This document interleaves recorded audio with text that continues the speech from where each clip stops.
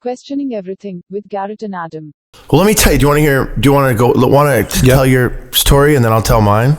No, you tell yours first. Okay, so the time I saw them for real, I mean, I've seen lights over the Golden Ears Mountains in Maple Ridge, Canada, many times. We've just been walking through the streets just and high on, well, not even like just buzzed out, like not fucking full blown hallucinating or anything.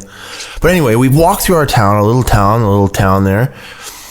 And I've seen lights go down through those Golden Ears Mountains. I've heard stories of people seeing things. I remember one time looking on our balcony and with Greg, one of our buddies, Greg, and there's like this, it's like 7 o'clock at night, right downtown Maple Ridge, hanging out on the balcony, having a cigarette, a couple people partying. And then all of a sudden in the distance, you see this, and it happened like 3 nights in a row. I remember that one, where this red ball just kind of floated up way in the distance, kind of just stayed there and then sort of moved again. It was just really weird. Who knows? That could have been a lantern. But this time that I'm about to tell you, it was me, my girlfriend at the time, Beth, Jeremy Adnall.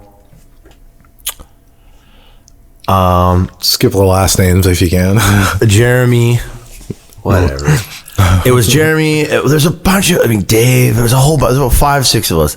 So we got to this place called Horseman's Trail. It was the middle of the night, right? We're hanging out. And we get on a Horseman's Trail. It's pitch black. It's a little forest, a little river there, a little river that runs through there. It's nice. You can tube down it. So we decided to just walk down in there, and we lay down on the beach. Right, you can hear the water, and we all laid down. We're just talking, and we're just finishing our drinks, just chit chatting, and like just a good old days, right? And we're all staring up. Well, I'm staring up, and there's this point of sky you can see. It's just it's a clear night. Stars are bright. There's just one star though that's just so bright. And of course, you think whatever, it's the North Star or it's something. And the trees are canopying over us, but they're leaving this chunk of sky that's totally visible. So we're sitting there and I'm staring at this one star. It's super bright. And we've been sitting there for like an hour.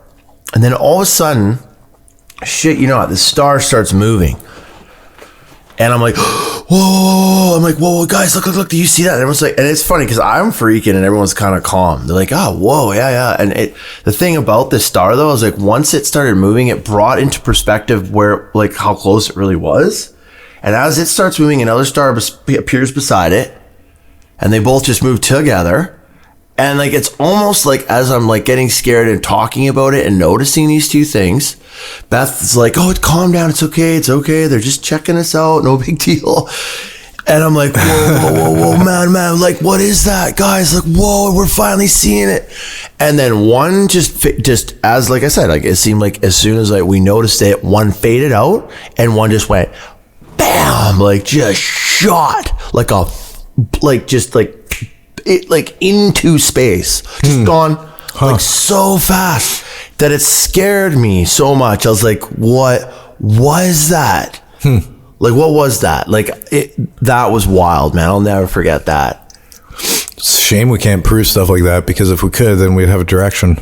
Well, I can't prove it. And even there wasn't even, I don't even believe that we just had flip phones back then. The direction. That was cool, man. I mean, what was that? Like, why? They're just sitting there forever, too. The direction that we're in right now, or we want to be in as a spacey, is to be able to figure out better propulsion systems. And well, that's not even propulsion. That's just like fucking see ya.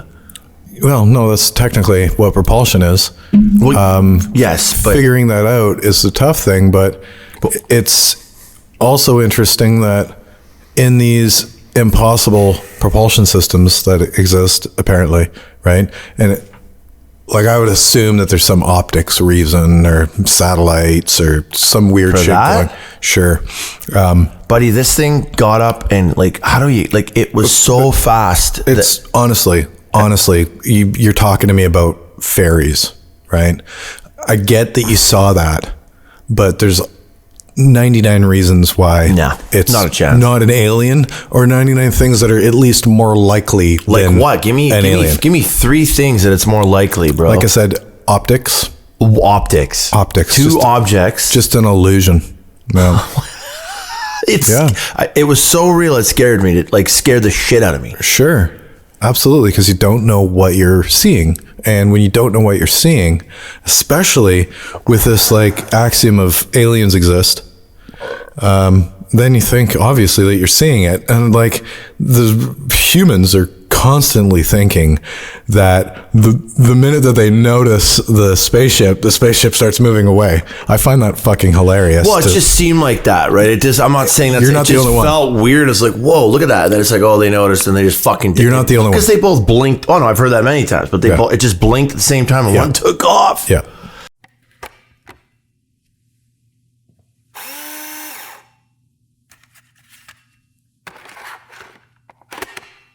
Advertisement loading. One of the perks that you get when you join us on Patreon, if you choose Philomath, is it Philomath? Yes. You should have been more prepared. It doesn't really matter. If you support us on Patreon and you choose either Philomath or Sophist, you can join us on Discord and you get the backstage pass to the shows. So once in a while, we will be doing a little bit of live streaming on Discord in the backstage room as well as the stage. The Philomaths and the Sophists can watch from the stage, and the Sophists actually get to participate. So if you want to chime in live during any of the broadcasts, you can if you are a Sophist. I'm sehr schwer.